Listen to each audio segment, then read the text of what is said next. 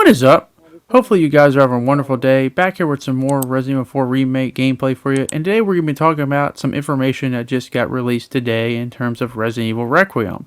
As there was a 30-minute demo shown off to a select few at a Summer Games Fest behind closed door that we can actually talk about. As we have some screenshots I'm going to show up here, as well as some information I'm going to talk about at the end of this video. But nonetheless, let's move forward. But yes, you did have a 30-minute gameplay demo where you played as Grace. And you guessed it, you're going through the Renwood Hotel. And here's some screenshots showing it off. And it definitely gives off that RE7 type vibe, if you get my meaning, when you're just going through the Baker Mansion, the hallways of how it looks in terms of the graphics and the lighting. And if you definitely give off the sound effects from that game, then that's definitely a win, because that's one of the things I like is a lot of the ambient noise and the beating in the background. But you get this area here with the chair in the middle. And from a look perspective, I definitely can see this being a very atmospheric type experience. And obviously, I can't wait to actually have maybe a demo coming sometime in the future to play it, to experience for myself, because that's something RE7 definitely has, great atmosphere. This picture is very interesting because it looks like you're coming off an elevator, but if you look at a hallway down at the back end of it, it looks familiar, and you might have noticed that, yes, this is where the monster from the original trailer is coming down. So that's something definitely to look forward to. I don't know if it comes down immediately when you come out of the elevator, or if it comes down, you know, a little bit later and stuff. It's kind of like, you know, the dogs in the window. They give you that warning first, and then it comes later. But when the first time you played it, you didn't realize that. But definitely something to look forward to, or not look forward to, depending on who you ask.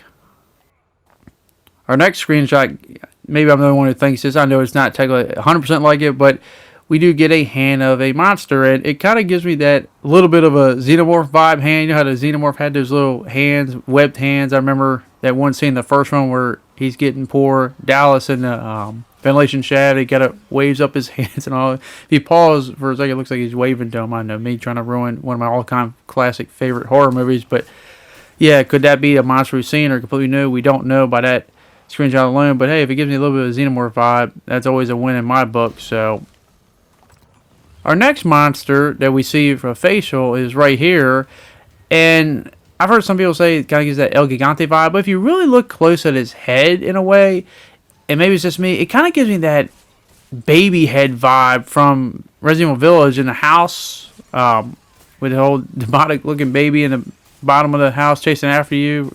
And maybe it's just me, but it's like the way the eyes look, maybe it's just how the picture comes out, but it's kind of giving me like that body, a little bit of El Gigante, but that head of a baby. So that's something that I can understand Grace looking like this from, because that's something definitely of anyone's nightmares. Obviously, Grace is very petrified and terrified of something, and we can guess it's what's going on in the hotel, what's chasing and stalking her from this screenshot alone.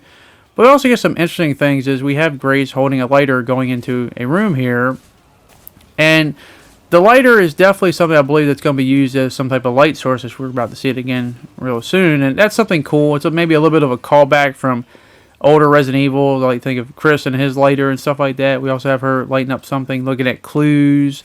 You see how there's like a door on that book? I wonder if that's like a little reference to the whole door opening animation we used to have in Resident Evil in the old days.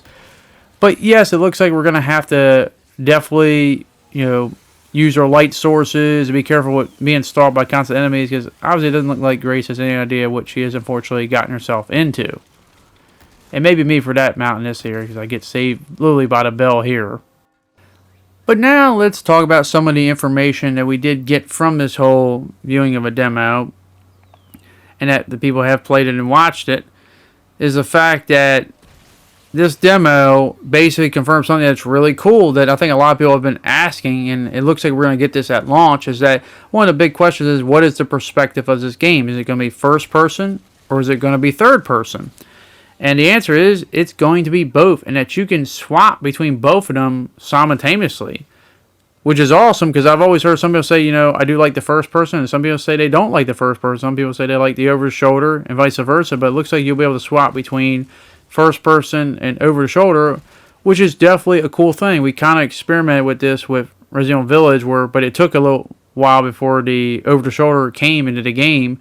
But here you can swap between it simultaneously, and that's really cool. So you can have two different perspectives whenever you want, and you can change them whenever you want. So that's definitely a plus. Now, if we get I doubt it, but you never know. You never know if we can get the, I guess, fixed camera angle on there as well, then I guess that should make everyone happy, because we all know camera angles makes people very, gets them very uptight a lot of times in terms of which ones they prefer. But maybe one day.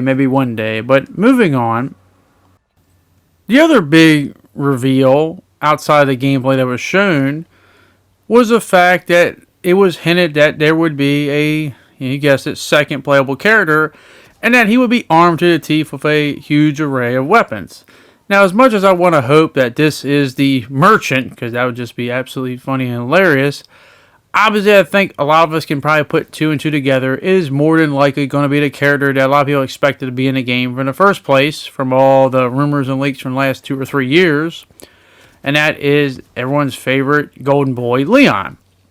I know there may be a little hope that possibly could be Jill, maybe even possibly Chris, but more than likely it's going to be Leon. Now, even though I can't 100% confirm and say that, I can say more than likely it's going to be Leon S. Kennedy, and that they're saving him for later, with the presumption that, hey, if they show him now, it'll take all the spotlight from Grace. But let's just be honest, once they do show him, I'm actually more worried, but I'm going to go more on that later on in another video about why that could possibly be a bad thing for Grace in the future. But yes, so overall, what do I have to say about all this footage and new information? I'm really happy with the perspectives, because that will definitely increase a lot of replayability, as well as just having it happen on the fly, not just, oh, you have to start the game with one perspective. No, you can change it whenever you want.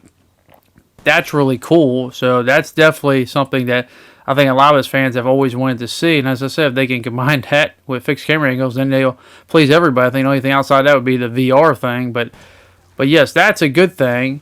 As I said, if they can make Resident Evil 9, and that's something you won't really know until you have the game in hand and all. Because I always think like playing it rather than watching it, it's just a better experience. It's something you can't really tell. You just have to feel it yourself. If they can make the game as atmospheric as Resident Evil 7 was, and do it even better, because Resident Evil 7 had an amazing atmosphere in terms of just all the background noise and stuff like that, and that's a huge plus. So recording from the future now, I've heard what some people actually had the opportunity to see this footage behind closed doors, and some of them even had the opportunity to play it. I've now can report on what they said and how they thought about it. And basically the demo starts with Grace when she's strapped down to the gurney, and you're basically escaping and trying to get out of this so-called place looking like an abandoned hospital ward. And that the monster you see coming down from the ceiling is the thing that's stalking you, and that you have no weapons, and you're trying to solve the puzzles to get out of here, but this monster is always impeding your progress. And what I thought was so cool about it, from what I hear other people say, is I mentioned earlier in this video that the one hand reminded me of like a xenomorph from Alien. Well, apparently the game has a lot of similarities, at least this segment, to, you guessed it, Alien Isolation, and it's being stalked by this creature that's always impeding your progress. And hearing how this thing is actually kind of hard to deal with, and how it's always seemingly kind of anticipating your progress and kind of getting closer and just always blocking your way, has really got me excited for the horror aspect of this game. Because Alien Isolation definitely did have that kind of atmospheric presentation of having this unstoppable force always come up and pop up at the worst time at a moment's notice. And hearing how this game is very similar, having vibes of Resident Evil 7 and Alien Isolation, that's definitely going to get me excited. And hearing that how this thing kind of comes down from the ceiling and is always impeding your progress, it just screams a xenomorph to me. You know me, I love my xenomorphs. But overall, it seems like what I'm guessing is that Grace is going to get the horror more oriented segments, and whoever the other character is going to get the action oriented segments. That's just my guess. But either way, I'm extremely excited. But like it was said by a lot of people that talked about watching gameplay, it was different compared to watching it, compared to some of the people actually were able to actually play it. Because playing horror and watching horror in terms of video game are two different things. But as I said, I'm excited, and we'll have to wait to late August to get more information on this game. But until then, as I always like to say, that is my opinion. I want to hear your guys' opinion. What do you feel about this new information coming out and new screenshots and hearing other people actually see gameplay footage of it? Does it make you more excited? Are you happy to have first person and third person be able to change simultaneously whenever you want? Let me know down in the comment section down below. But thank you very much for watching. Hopefully you guys did enjoy this video, and hopefully I can see you guys back on the next one. Thanks, and I'll see you all later. Peace.